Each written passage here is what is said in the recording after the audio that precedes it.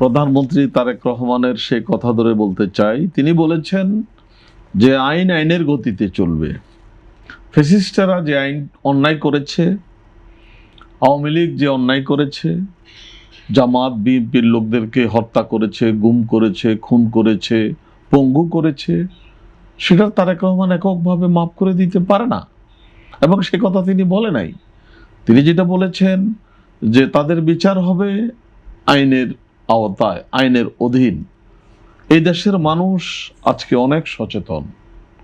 অতীতের যে কোনো সময়ের তুলনায় এই দেশের মানুষের উপলব্ধি বৃদ্ধি পেয়েছে। এই দেশের মানুষ আগের মতো হুজুকে বাঙালি হিসাবে চলতে চায় না, জেনে বুঝে তারা সমর্থন দিচ্ছে।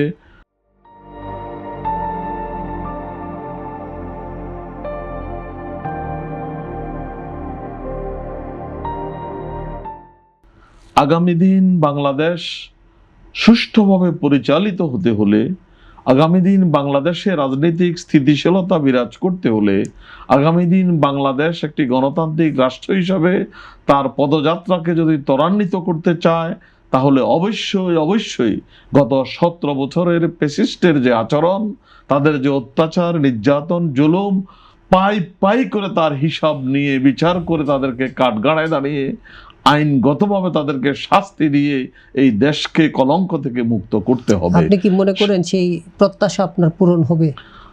অবশ্যই পূরণ হবে। আমি এটা মনে করি বাংলাদেশের কোনো রাষ্ট্রনায়ক অথবা বাংলাদেশের কোনো অশুভ শক্তি এই রায়কে, এই বিচারকে বাধাগ্রস্ত করতে পারবে না।